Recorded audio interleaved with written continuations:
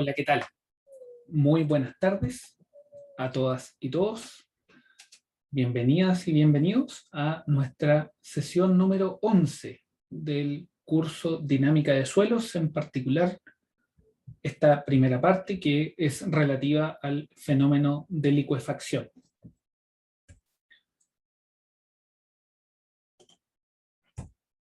Ahí está nuestro disclaimer. Ya habíamos conversado sobre el comportamiento no drenado, ¿sí? Y habíamos empezado a hacer algunos comentarios respecto a detalles del comportamiento que, por ejemplo, nos ayudan a discriminar un comportamiento no drenado, que puede presentar un cierto grado de inestabilidad, llámele una reversión, por así decirlo, de lo que es la contractancia y presentar un poquito de dilatancia en el sentido de que los excesos de presiones de poros bajan.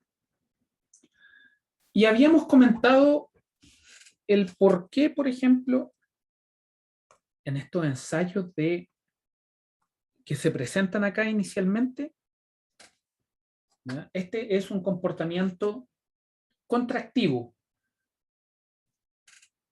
Y es porque el comportamiento contractivo que se observa acá se desarrolla de una manera tal en que la resistencia última no drenada, el SSU, ¿cierto?, es mayor que el corte inicial, corte estático inicial, que en este caso parte de una condición isótropa, ¿no?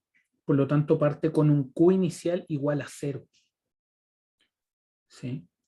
Y esa relación va a empezar a adquirir una relevancia fundamental en lo que es la definición de licuefacción. ¿Ya? También algunos detalles que conversamos sobre la respuesta no drenada es que la respuesta no drenada, cuando estamos hablando de un suelo suelto, presenta estos picos que se observan tanto en el QY como en el QP'. ¿Qué es lo que pasa? Que se alcanzan ciertos picos. Y hasta ahí lo que se tiene es, por ejemplo, si ocupamos esta curva, lo que se obtiene es un aumento, ¿cierto? El suelo desarrolla una resistencia ante las deformaciones que se le están imponiendo. Pasado ese pic, el comportamiento es inestable y lo que ocurre es que esto se va hasta su estado último, ¿sí? Entonces tiene una zona de desarrollo de resistencia y la otra de pérdida de resistencia. Pero también está el otro componente, y es que el SSU es mayor que el coestático inicial. Acá pongámosle la especificación un poquito más detallada. Q inicial estático. ¿Ya? Entonces, eso fue lo que hemos estado conversando. Y, por ejemplo, ahora ustedes son absolutamente capaces de discriminar lo que es un comportamiento dilatante en este caso, ¿cierto? Ya, dibujémoslo ahí. Dilatante, ¿cierto? De unos contractivos, ¿sí? Ahora bien, ¿qué es lo que pasa? Hablemos un poquito de la inestabilidad. ¿Por qué? Porque la inestabilidad es un aspecto que puede abrir ventanas de confusión muchas veces. ¿Y por qué? Si nosotros revisamos este ensayo, este set de ensayo, ¿cierto? Y retomamos algunas de las discusiones que habíamos tenido anteriormente, si partimos de este estado isotrópico, nosotros tomamos este ensayo, por ejemplo, y lo que vemos es que esto se va a una resistencia, un SSU, que es 0, ¿no? Prácticamente 0, es muy bajo. ¿Sí? Ahí el SSU es igual al corte estático inicial. Y en ese caso nosotros podemos hablar de licuefacción. Es una licuefacción, de hecho es una licuefacción estática. Esa es una licuefacción estática. Pero estática en el sentido de que se hizo con ensayos monótonos. ¿Ya? Vamos a ver al final, antes de pasar a todo lo que es la sección de cálculo, ¿cierto? Que lo que es definir el potencial de licuefacción, que lo vamos a ver probablemente en la última sesión y que lo abordamos de manera bien intensa en lo que es la tarea. ¿Ya? Vamos a ver que la falla de flujo, o mejor dicho, que la licuefacción estática no es nada más que falla de flujo. ¿Sí? Lo que pasa es que se le da un contexto de estático porque no hay una condición sísmica que gatille el fenómeno de la licuefacción. ¿Ya? Pero lo que vamos a ver también, y vamos a hacer muy claro ahí, es que lo que es la falla de flujo es puro comportamiento de suelo. ¿Ya? No viene dado por una componente dinámica o estática, es comportamiento de suelo, en particular lo que es las condiciones de corte que se aplican en una estructura y su resistencia última no drenada. Esa es la combinación clave que explica, ¿ya?, la ocurrencia ya sea de licuefacción, de movilidad cíclica, y eso es independiente de la condición de carga, ¿sí?, sobre todo en lo que respecta a falla de flujo. Si ustedes se fijan acá, si nosotros partimos de la misma carga y tomando ya ahora una curva en el medio, nosotros tenemos que acá existe desarrollo de resistencia y el posterior un decrecimiento de resistencia para nuevamente empezar a aumentar, para terminar ahí. ¿Sí? Partimos del exactamente mismo punto de carga, pero con índices de vacío diferentes. Eso quiere decir en líneas de consolidación isotrópicas diferentes. ¿Sí? Porque tenemos el mismo índice de vacío, ¿cierto? Perdón, tenemos diferentes índices de vacío y tenemos exactamente el mismo P. ¿Sí? Eso quiere decir que acá, perdón, ahí,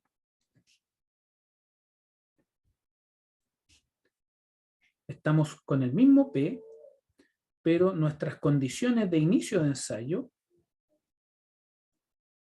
en este plano se van cambiando. ¿Sí? Entonces, ¿por qué estamos haciendo estos puntos? Porque hay muchas publicaciones en las cuales se habla que este comportamiento en el cual existe un aumento de la resistencia, digámosle mejor desarrollo de la resistencia, y posterior caída a lo que es la resistencia última no drenada, tiene esta etapa a la cual se le llama inestabilidad. Hay muchas publicaciones que hablan de esta inestabilidad o bien licuefacción temporal. ¿Sí? Licuefacción temporal. Escribí licuefacción con Q. Pero un detalle, un spanglish medio raro que salió ahí. ¿Sí? Tenemos la licuefacción temporal. Entonces, ¿qué es lo que pasa? Que estrictamente hablando, mientras la resistencia última no drenada sea mayor que el corte estático inicial, no hay problema, es un comportamiento inestable. Los problemas son otros, pero no la licuefacción. No la licuefacción, en particular la licuefacción del tipo falla de flujo. ¿Ya? Entonces, esto es súper importante. ¿Por qué? Porque hay otro concepto que se llama la línea del quasi steady state. ¿Ya? Y aquí donde esto puede empezar a abrir un espacio para confusión. ¿Por qué?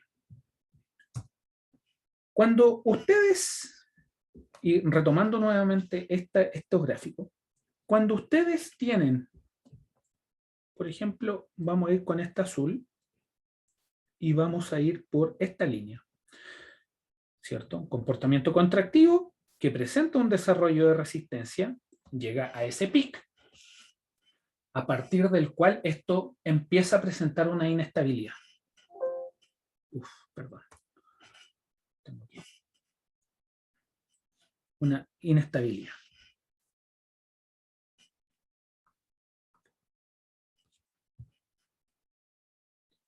Empieza a presentar una inestabilidad.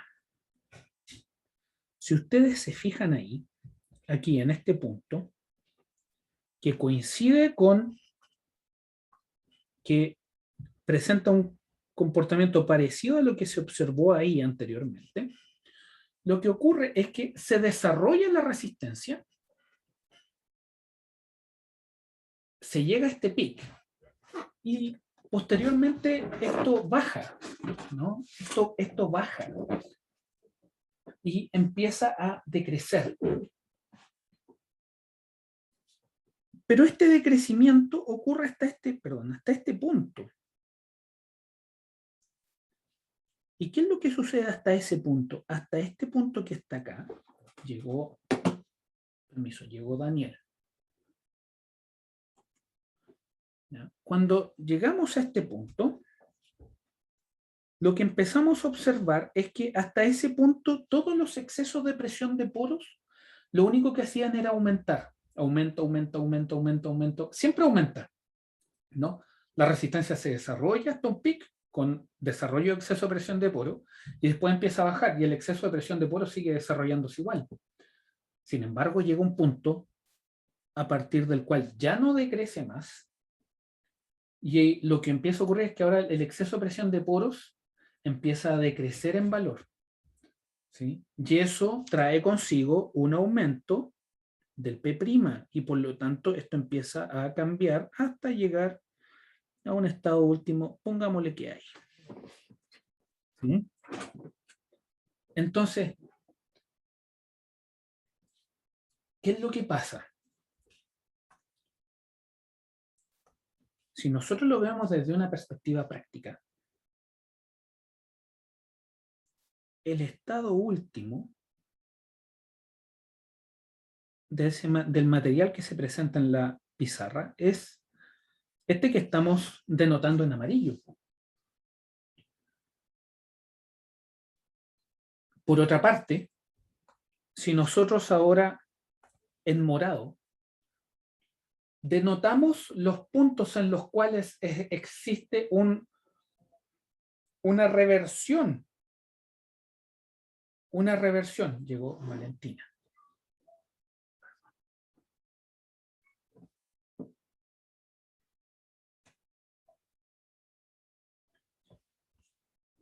Si conectamos los puntos en los cuales existe una reversión del comportamiento, ¿cierto? De los puntos en los cuales se termina la inestabilidad y empieza nuevamente esto a aumentar, uno ve que estos puntos generan una recta que en términos prácticos es muy parecida en el espacio QP' al estado último. Pero ¿qué es lo que pasa? Desde una perspectiva de comportamiento, son dos estructuras que tienden a parecerse mucho, pero que tienen significados diferentes. La línea en amarillo, naranjo, es la línea del steady state, ¿cierto? Es el estado en el cual el suelo alcanza una condición tal en que se deforma con un corte constante, ¿no? La otra es simplemente la línea donde el suelo lo que hace es definir el límite entre que el suelo tiene un comportamiento contractivo para pasar a uno dilatante.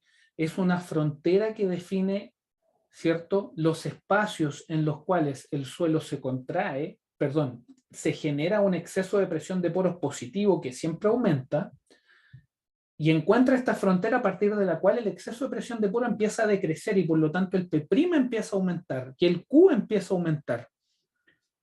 ¿Sí? Y esa línea, ¿ya?, también se puede interpretar como lo que se llama la línea de cambio de fase. ¿Sí? Entonces, ¿qué es lo que pasa? Que si bien en esta línea, en el QP' no se nota tanto la diferencia, donde sí se nota esta diferencia es en el espacio EP'. ¿Ya? Entonces, ¿qué es lo que ocurre? Que desde una perspectiva práctica, el steady state y el quasi steady state tienden muchas veces a confundirse, pero siempre y cuando usted esté en el espacio QP'. ¿Ya?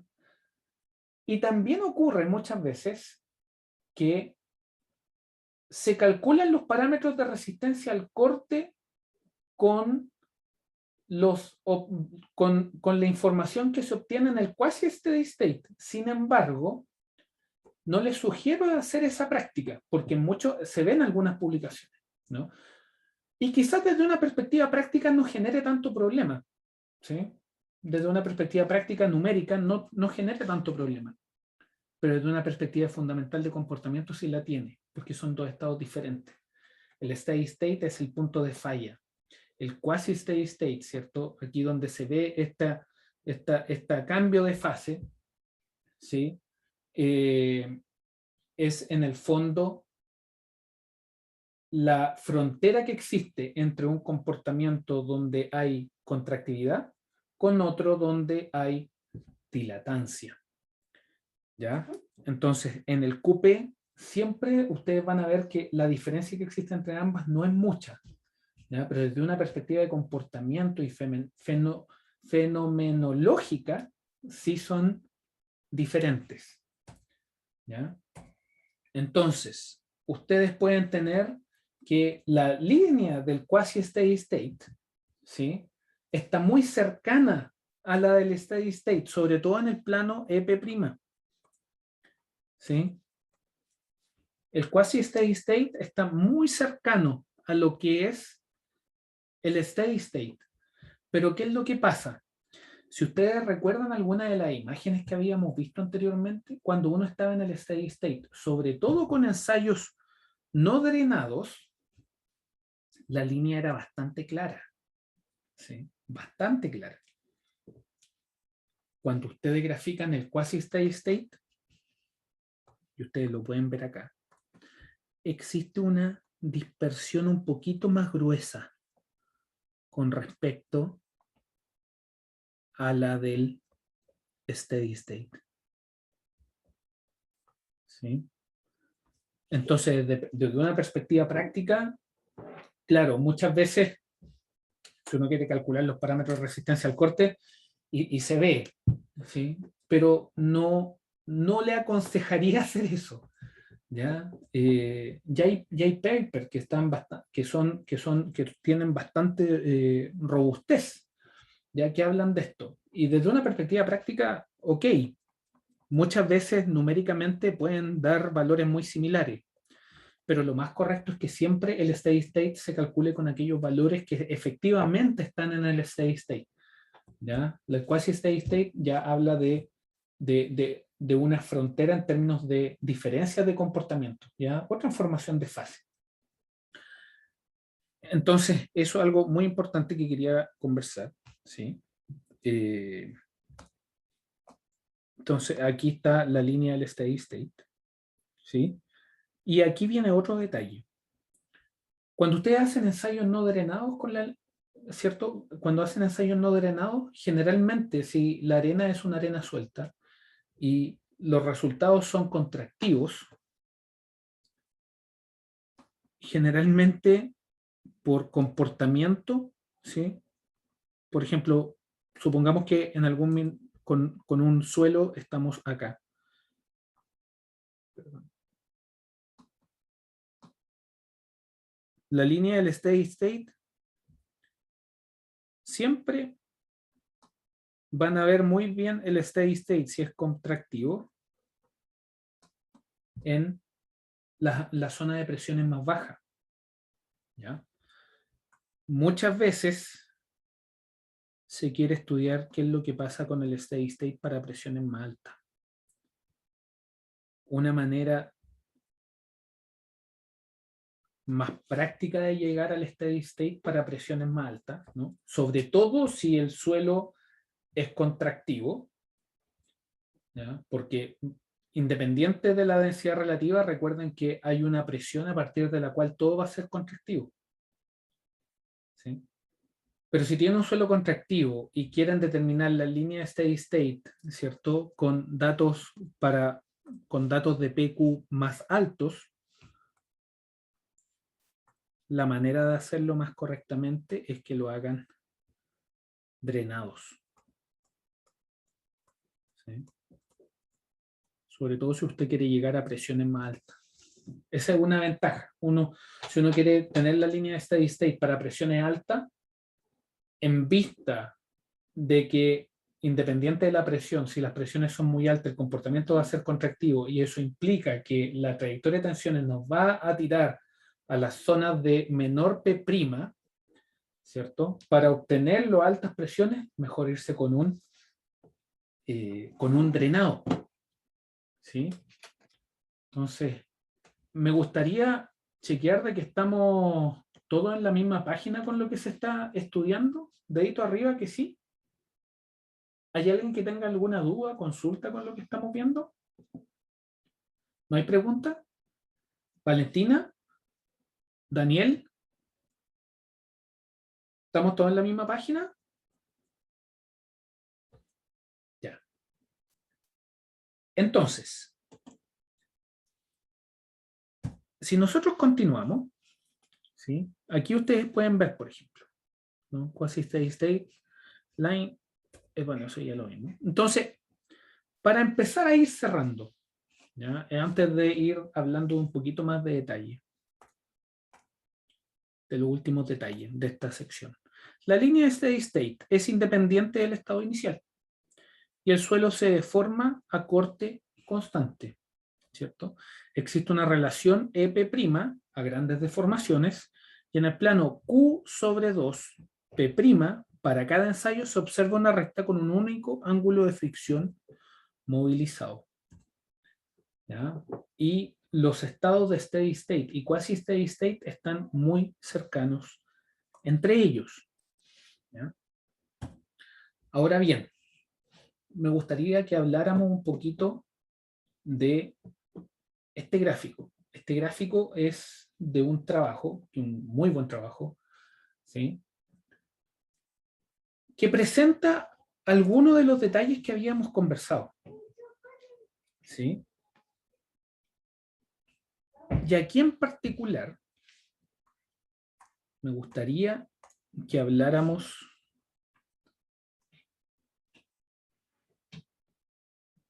de esta componente que se habla acá, la línea de inestabilidad.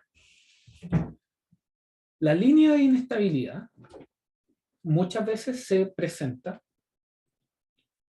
como una línea que pasa por los pics de lo que son los comportamientos contractivos, ¿no? O sea, ustedes tienen esto, ¿no? Y esto llega hasta acá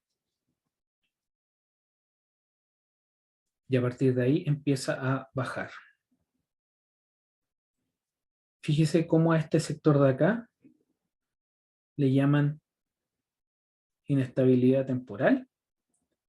A esto le llaman inestabilidad, ¿sí? Y cuando estamos en estas zonas de acá,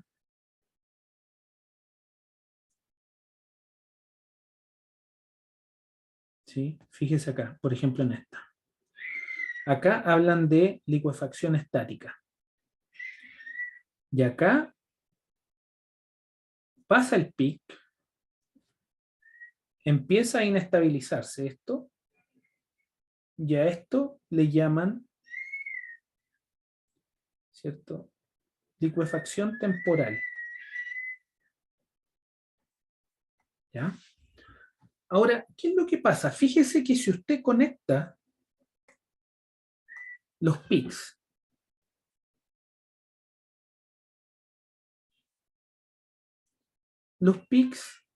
efectivamente generan una línea, ¿sí? Y esa línea, gráficamente, si uno le hace el seguimiento a las curvas que van apareciendo, efectivamente forman un espacio geométrico que uno puede conectarlos. Es un espacio geométrico con sus detalles, pero es un espacio geométrico. ¿Qué es lo que ocurre? Que por una parte tenemos el steady state line, que es el estado en el cual el suelo se deforma a corte constante, ¿no? Es este estado de falla, ¿cierto?, en el cual el suelo ya no es capaz de tomar más carga y aún así se sigue deformando con el estado de carga que ya desarrolló. Ese es el steady state line y tiene asociado un phi. ¿Qué es lo que pasa? Que también habíamos conversado de esta otra línea en la cual se conectan los cambios de fase. Físicamente, eso también tiene una descripción, ¿cierto? Esta línea donde se observan los cambios de fase es la frontera que define el espacio donde define la frontera, ¿cierto?, entre los comportamientos donde el exceso de presión de poros crece para posteriormente empezar a decrecer. Y eso tiene un efecto en el comportamiento que somos capaces de ver. ¿Qué es lo que pasa? Que eso, además de tener una física, ¿sí?, hay un comportamiento asociado a eso. Entonces, llamémosle la línea de cambio de fase. Y uno también efectivamente también le puede asociar un ángulo, que en este caso le vamos a llamar, por ponerle un nombre. ¿Ya? ¿Qué es lo que pasa? Que la inestabilidad, si ustedes se fijan bien, la inestabilidad, si bien forma un espacio geométrico, desde una perspectiva de EP, ¿ya?, no es posible formarla. ¿Sí? O sea, la línea de inestabilidad que ustedes ven ahí se observa, pero no sería correcto caracterizarla, no sería correcto hablar de por ejemplo, de un ángulo asociado a la línea de inestabilidad. No estaría correcto hacerlo. ¿Por qué? Para esto, solamente fíjese en dos ensayos de esto. Fíjese acá y acá.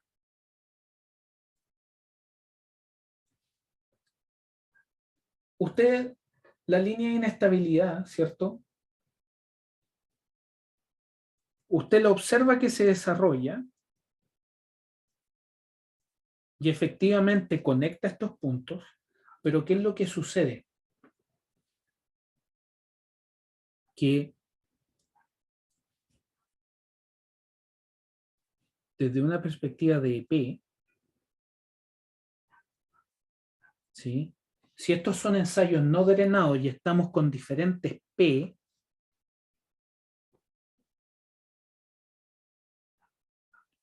¿cierto?, esto quiere decir de que eventualmente estamos partiendo de diferentes puntos en el EP'.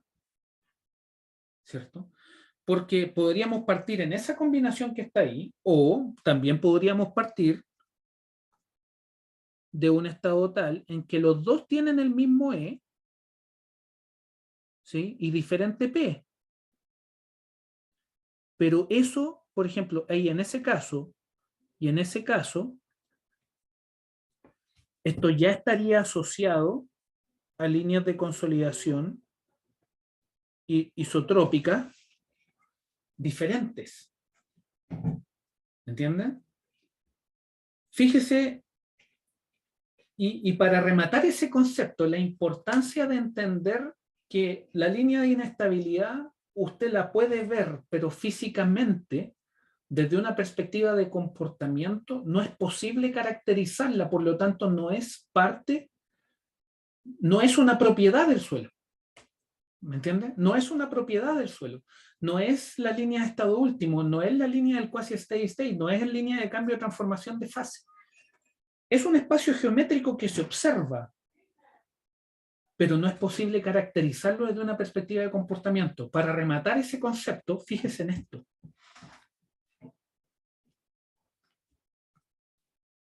Nosotros vamos a ir a este gráfico, al EP'. Y lo que estamos haciendo es partir de diferentes valores de P. Me quedo muy... Vamos a partir de diferentes valores de P.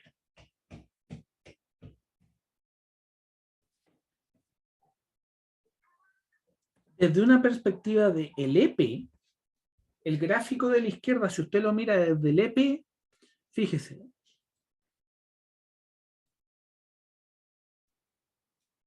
Usted parte de distintos, con el mismo índice, con el mismo, como en el mismo confinamiento inicial, basta que usted tenga diferentes índices de vacío para que su respuesta sea completamente distinta.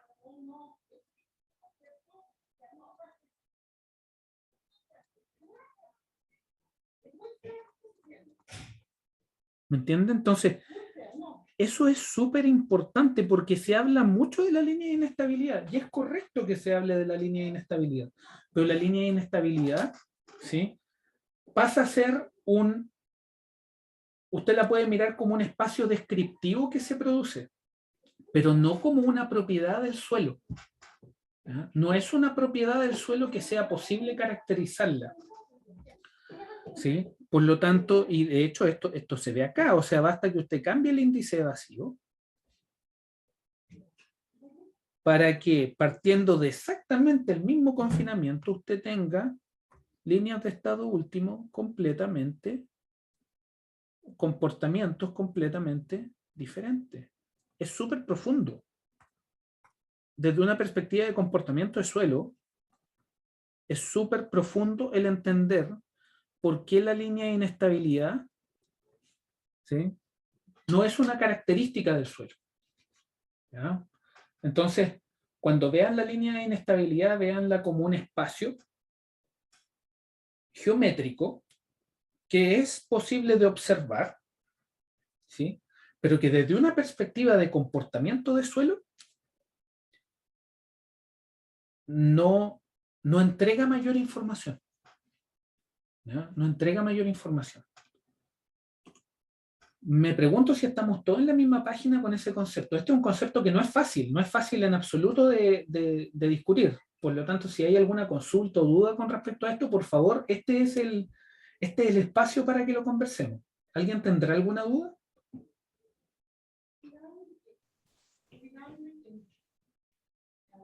Andrés, dedito arriba entonces, que están todos en la misma página. ¿Se entienden los conceptos? Sí, profe. Daniela, Miguel, ya. Entonces,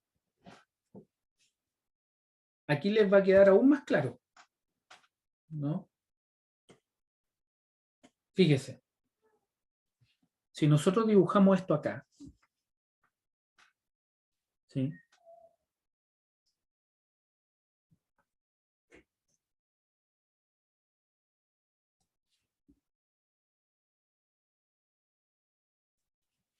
¿Ya? ¿Sí? Fíjese que ni siquiera lo podemos hacer acá. Fíjese que todos ellos eventualmente generan una recta que puede, o un espacio geométrico que puede asociarse a una línea de inestabilidad. ¿Sí? Ahí lo dibujé de la mejor manera posible. Pero fíjese que todos tienen índices de vacío diferentes, con cambios no tan bruscos, pero todos tienen índices de vacío diferentes y parten de confinamientos diferentes. ¿Sí? Y todos presentan, ¿cierto?, un SSU que se va a cero. ¿Sí? Pero si usted dibuja eso en LP, no hay mucho de dónde agarrarse. ¿Sí? Porque son espacios, por ejemplo, este que está acá. 500, 07, 40. 500, 07, 40. Ese estaría por ahí. ¿Sí? Después, 300, 07, 44. Ahí estaría por acá. ¿Sí? 07, por ejemplo, 0773 con 50. Estaría por acá. ¿Sí?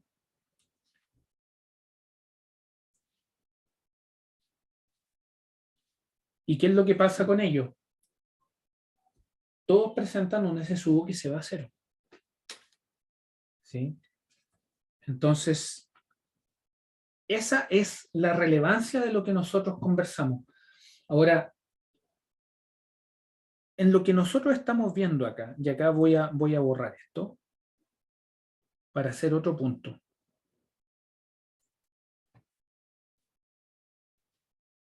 ¿En cuál de todos estos ensayos, si ojalá alguien me pudiera responder su hipótesis, se lo agradecería, ¿en cuál de todos estos ensayos hay licuefacción?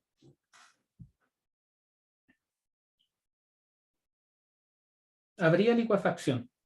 ¿En cuál de todos? En todos, ¿no? En todos habría licuefacción. ¿Pero por qué? Porque ¿Qué? está partiendo, porque la resistencia llega a donde inició el ensayo. Por ahí va, ¿no?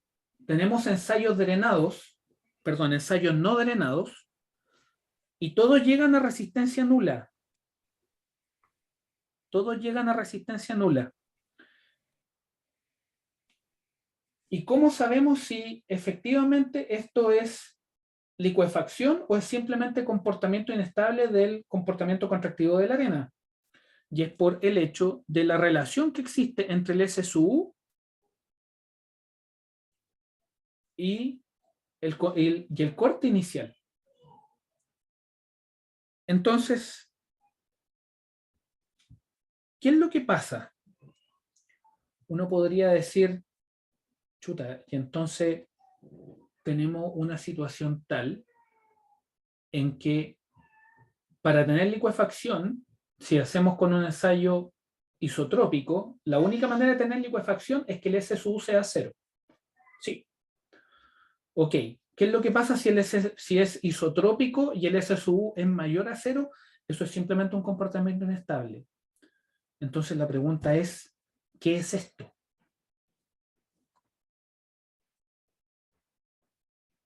Esto es la falla de Brumadinho.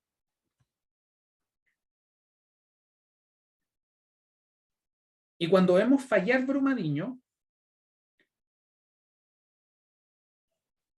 lo que vemos es que eso es licuefacción.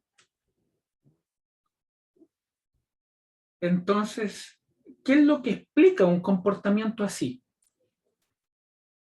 ¿Por qué si inicialmente tenemos un cuerpo, que en este caso es la represa, que se ve estable y se ve como un cuerpo sólido, de la nada existe un cambio de fase que hace que todo este material que inicialmente estaba convertido en un sólido, ahora se ha transformado en un fluido viscoso que empieza a escurrir y que me puede escurrir kilómetros? ¿No? ¿Qué es lo que pasa? Y aquí ustedes ya tienen la respuesta, pero la respuesta la van a completar en la medida que vayamos viendo un detalle. Cuando nosotros tenemos un tranque de relave o una estructura con pendiente, puede ser un talud, un tranque, ¿cierto? Ustedes lo que observan ahí es que al ser una estructura con pendiente, esa estructura con pendiente, ¿sí?, presenta un corte estático. Presenta un corte estático. Eso quiere decir que, estrictamente hablando,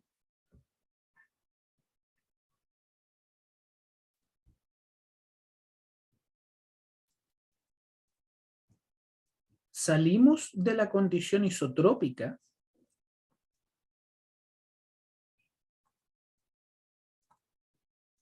y estamos en una condición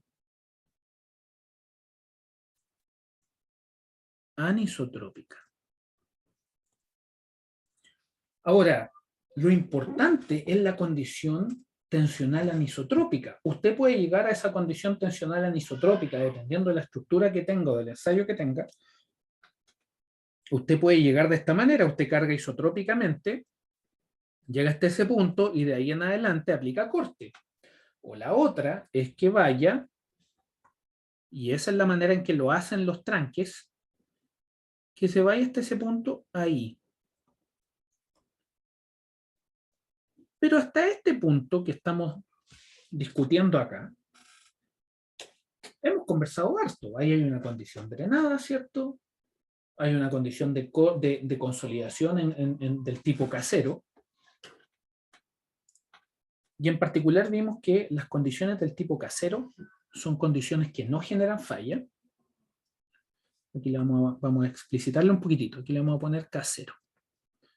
Y acá en la morada, bueno, ya tiene la isotrópica. Y acá está la falla. Entonces, ¿qué fue lo que originó que efectivamente esa estructura con pendiente licuara? Ustedes ya saben de que para tener licuefacción,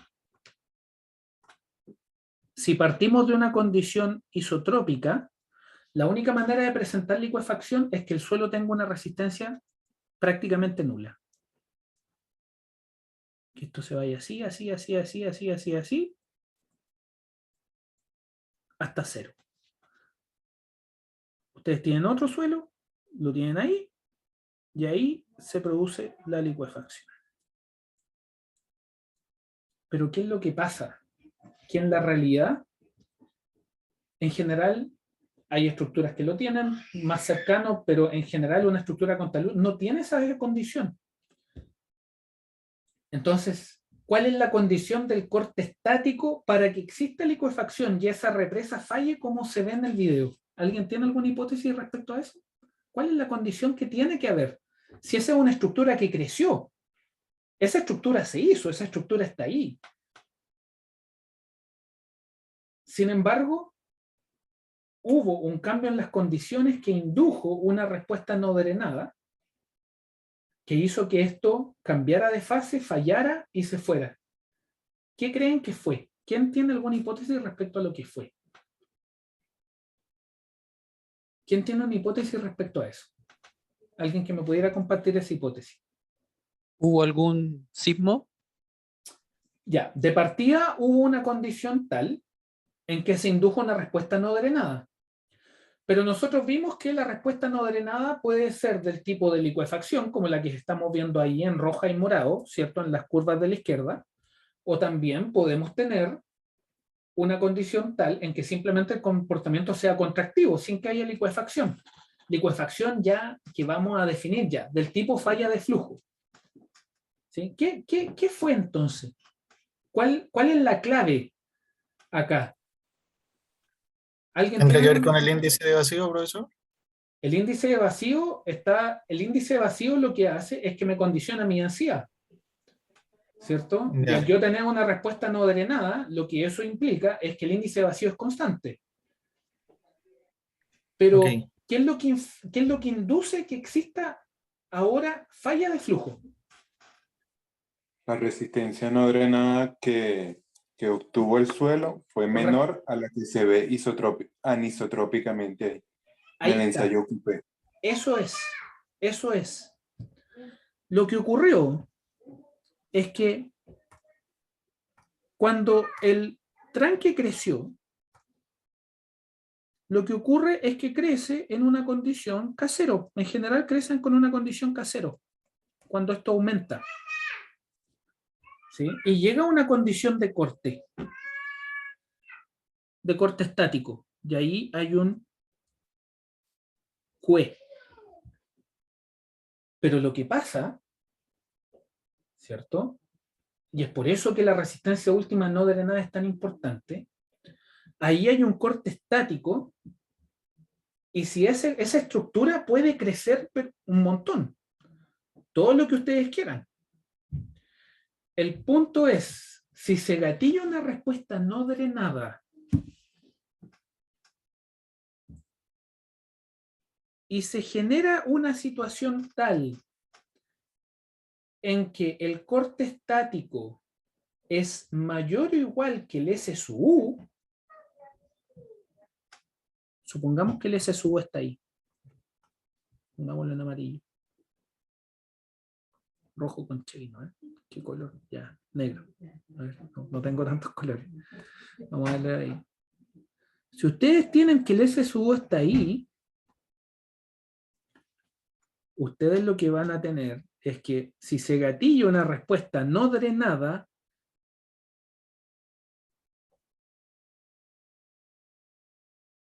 la respuesta no drenada se va a ir al S sub U y eso es la famosísima falla de flujo. ¿No? Que es equivalente a esto, pero ustedes lo que tienen en terreno en general, en la represa, y es por eso que la compactación es tan importante en una estructura de relave, es importante en cualquier tipo de suelo donde hay arena, sobre todo si está saturada, es que el suelo esté correctamente densificado para evitar una respuesta contractiva, ¿sí? Para evitar encontrar una situación tal en la cual el corte estático que tenemos, ¿cierto?, es mayor o igual que la resistencia última no drenada, porque si el corte estático es mayor o igual a la resistencia última no drenada y se gatilla una respuesta contractiva no drenada, nuestro relave, nuestra estructura se nos va. ¿Sí? Hagamos el ejercicio con un edificio. ¿Qué es lo que pasa con estos edificios que ustedes históricamente han visto en las fotos que se han hundido durante algunos terremotos significativos, como en Niigata, ¿ya?, como en Turquía, el año 99? ¿Qué fue lo que pasó ahí? Lo que ocurre es lo siguiente, ¿no? Ustedes tienen su P'Q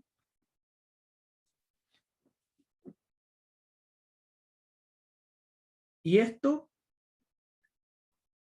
y aquí les estoy dando un poquito de una especie de spoiler, ¿no? Ustedes tienen llamémoslo de esta manera, ustedes tienen su terreno ahí y el edificio se carga. Pero el edificio se construye, mejor dicho.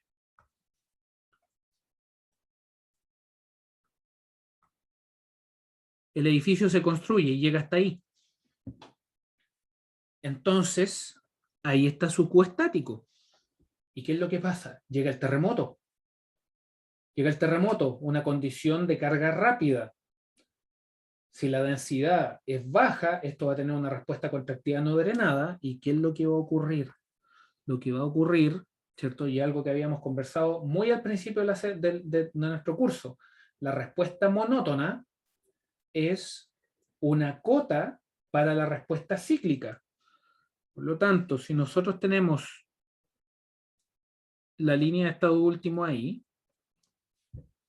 y nos llega un terremoto, y además nosotros sabemos que la respuesta contractiva se va así, cuando llega el terremoto, lo que hace es que esto ciclea, ciclea, ciclea, ciclea, ciclea, ciclea, ciclea, ciclea, toca su frontera y esto se va derechito a la falla y ahí es donde se nos hunde el edificio.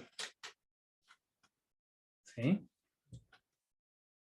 Y eso, todo este fenómeno que hemos estado conversando es lo que se conoce como licuefacción del tipo falla de flujo. ¿Y por qué se llama licuefacción del tipo falla de flujo? Porque en el minuto que ustedes tienen que el corte es mayor o igual al SSU, a la resistencia última no drenada, lo que ocurre, ¿cierto?, es que hay un cambio de fase. Y ese cambio de fase es de sólido a fluido viscoso. Y por lo tanto, el suelo empieza a fluir. Y es por eso que el relave que veíamos se va. ¿Y dónde se detiene ese material? Hasta que ese material, ¿cierto?, no solamente pierde la energía, sino que hasta que el material vuelve a recuperar esta condición de sólido. ¿Por qué? Porque su resistencia última no drenada es la que controla. ¿Sí? Y el corte estático que hay, nuevamente, pasa a ser menor que la resistencia última no drenada. Entonces, el suelo falla porque el corte estático, ¿cierto?, es mayor o igual al SSU y responde de una manera contractiva ante una carga rápida, no drenada, y la única manera de que pare es que el corte estático que está aplicado sobre la masa de suelo sea menor al SSU, y ahí es donde se detiene. ¿Sí? Obviamente hay un contexto de toda la disipación de energía que existe en todo este proceso, ¿cierto? Pero ese es el fenómeno a grandes rasgos. Esa es la licuefacción. Y si usted se fija, lo hemos hablado desde una perspectiva tanto monótona para el relave, como estática, cíclica para el edificio, porque la licuefacción no es un tema monótono o cíclico, es un tema de comportamiento de suelo y de la relación que existe entre la resistencia última no drenada y el corte estático. ¿Ya? Entonces aquí los vamos a explicitar, aquí les vamos a dibujar el edificio. ¿Sí? Y le estamos dibujando las ventanitas. ¿Sí? Ahí está la puerta. ¿Sí? Y aquí podemos estar hablando del tranque de relave. ¿Sí? Y eso es lo que pasa. ¿Sí? Ahora, todo esto tiene tiene detalles muy importantes, como por ejemplo, el tema que, independiente de la densidad, hay un punto a partir del cual todo es contractivo. Eso solamente pasa en las arenas. ¿Sí? ¿Y por qué? Nosotros hemos conversado, y esto ustedes ya lo tienen más o menos, tenemos arena suelta y densa, y en las arcillas tenemos arcillas, normalmente consolidadas y preconsolidadas. Hay una especie de equivalencia entre lo que se observa en el comportamiento normalmente consolidado y uno suelto en lo que es arcillas, y entre lo que es una arena densa y una arcilla preconsolidada, con sus bemoles, por supuesto. ¿Sí? También son de naturaleza diferente, pero en términos de comportamiento, ¿sí?, la principal diferencia radica en el tema del comportamiento, sobre todo cuando estamos a altas presiones. ¿Sí? Y es por eso que están todos estos conceptos que hemos conversado: el área de dilatancia, el área de contractividad, que se forma en torno a la línea del estado último. mientras mayor es la zona de contractividad que tiene un suelo, mientras mayor es esta zona que estamos demarcando acá, es más probable que el suelo licúe. ¿Sí?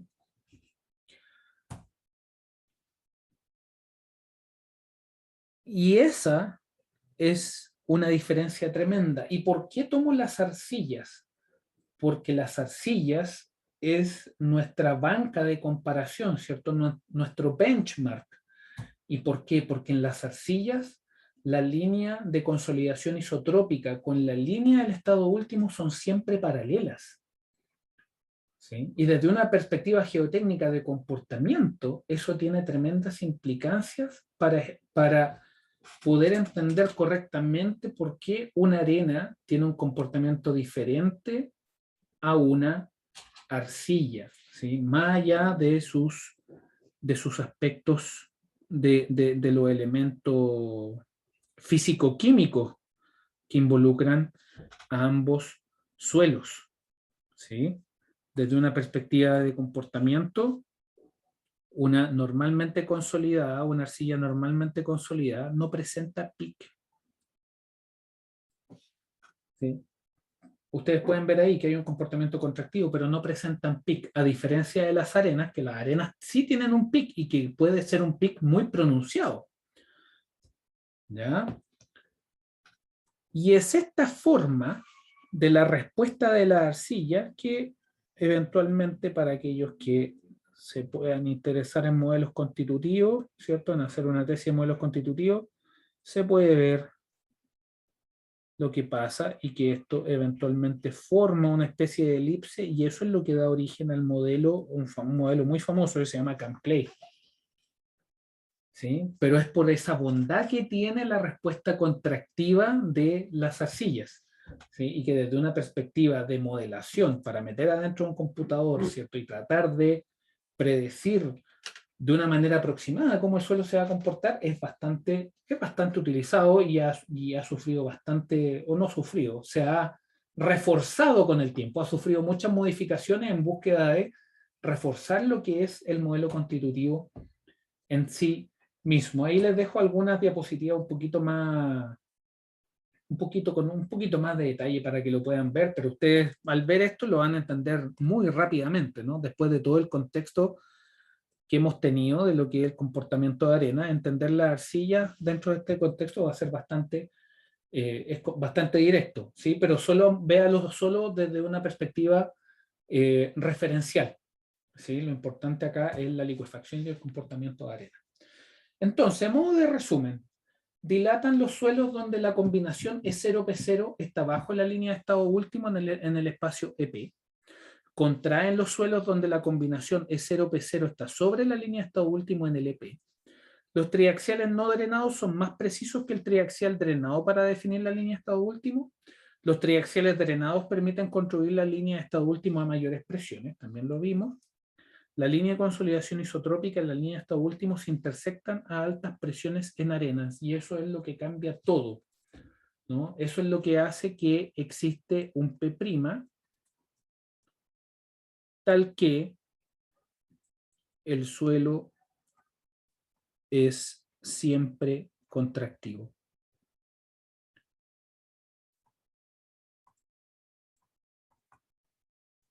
¿Ya? La línea de consolidación isotrópica y la línea de estado último son paralelas en arcillas. Y con eso estamos listos para empezar. Ahora simplemente ustedes ya entienden lo que es la licuefacción. Ahora lo que vamos a empezar a ver es simplemente cómo el comportamiento cíclico, cómo el comportamiento monótono y todo lo que tiene que ver con la respuesta sísmica de arenas, ¿ya? No es nada más que una extensión de todas estas sesiones intensas de comportamiento de suelo en torno a lo que es el comportamiento de arenas, enfocándonos principalmente en las arenas sueltas. ¿Ya? Me pregunto si hay alguna duda, consulta con respecto a lo que estamos viendo. Dedito arriba que sí. ¿O hay alguna duda con respecto a esto?